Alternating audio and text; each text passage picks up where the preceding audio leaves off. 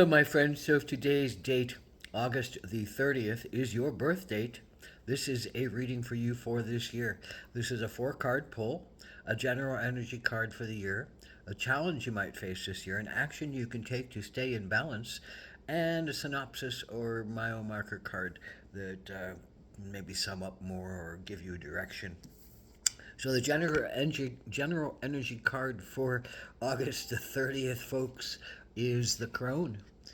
And so, what is the general energy for this year with the crone? Well, the crone is all about contacting that wise, ancient, um, hermetic, being who has gone off to look at themselves and gone off to get away from all the psychic noise of the world, gone off into the woods, gone off into deep meditation. There's someone who often is, the looking for, searching for, seeking their own understandings of life and passion and change and growth. And so they go into the woods to find the way to the hidden magic, to the hidden understandings that require solitude and quiet. And so then they come back out, the crones and the hermits in other decks. This is the same card. Then they come back out into the world and bring their light of consciousness out into the world.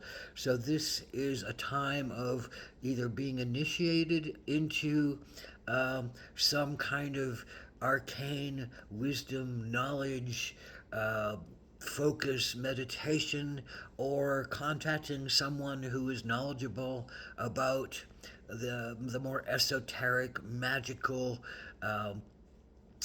understandings around death and rebirth and around forgiveness and struggle and about what's true spiritual warriorship, all those questions of depth and understanding that rile us up and roil us for a long time until we come to some kind of place of consciousness and peace about them and trust in some bigger picture. And that's what the crone has done or is doing.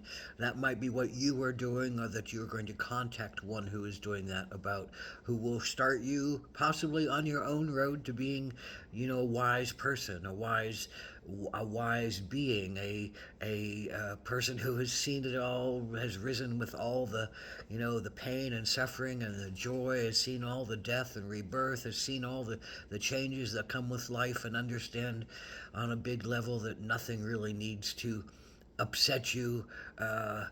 But it does not mean that you do not have divine and spiritual and sacred purpose in being to further change, to offer help and support, and to teach others along the way how to listen more clearly to one's intuition, listen more clearly to one's fears, for they will speak to you and heal you, listen to more deeply to one's uh, angers, because they will show you what your true passion lies in if you allow them to, and can give you a great direction of who you are and where you want to go in your life. So what's your challenge for you, August the 30th? Five of Pentacles.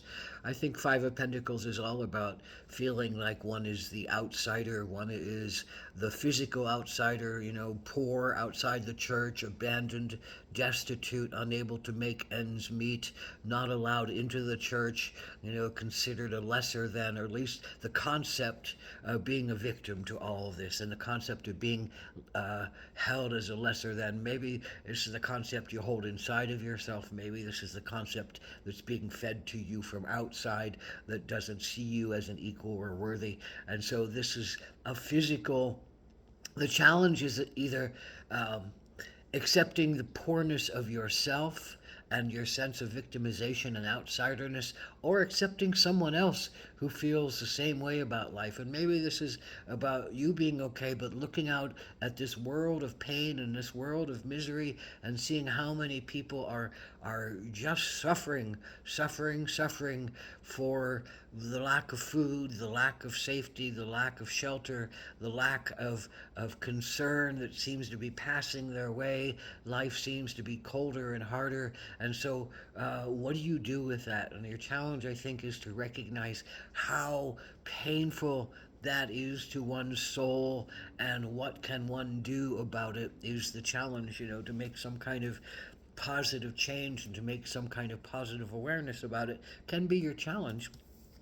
So, what is the action you can take? Well, I think it's bear, and who but bear is but one of the best companions for crone and hermit.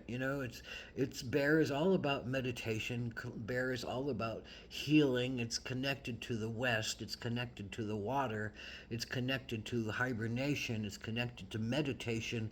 It's connected to a lot of solitude. Bears are pretty solitude beings. They keep their cubs with them for only a year or a few years, I think, at the most, and then they're back to being solitary beings again. So they take their own wise counsel.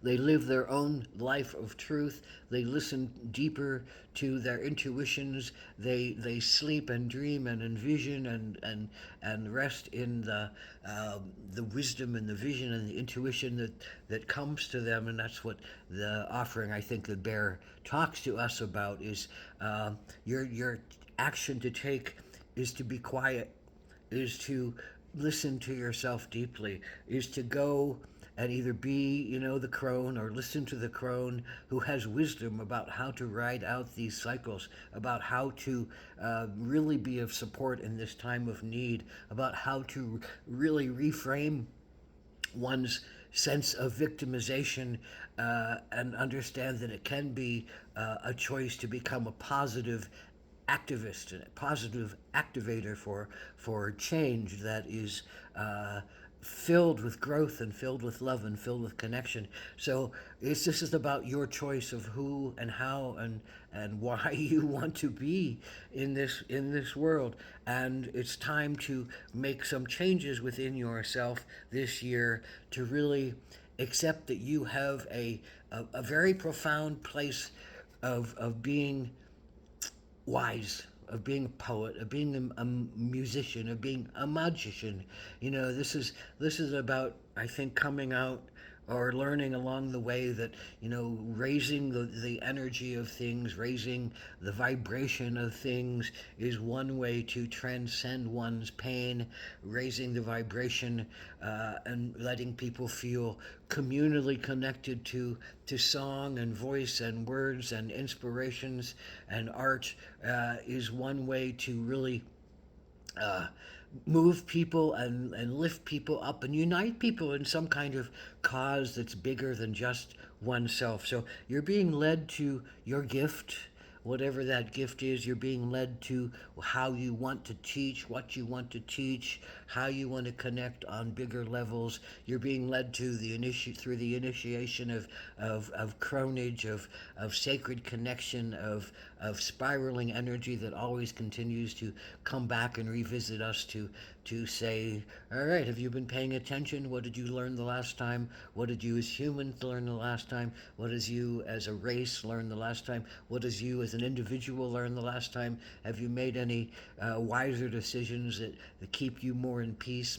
keep you more in balance, keep you more alive and thriving in your bodies, your mind, your spirit, and your consciousness?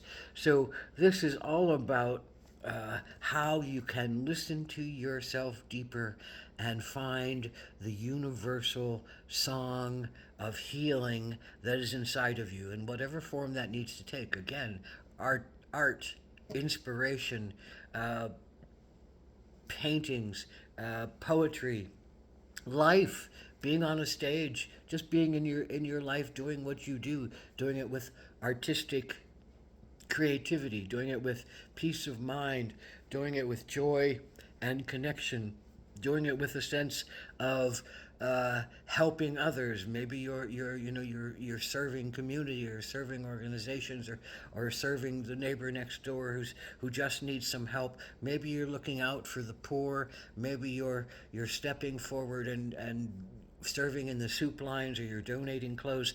This is a lot about transforming one's own vision of abandonment and of lack.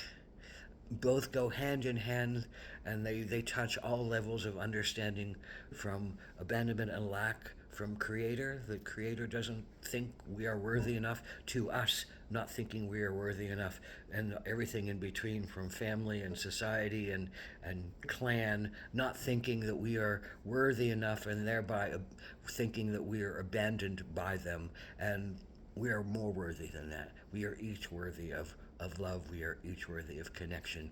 And I think that is ultimately where you're going this year, August the 30th, a deeper connection to yourself from the quiet places of intuition and knowing, and a deeper connection to the sacred music that connects you to all beings and lifts all of us up. Ahom Takwyasin.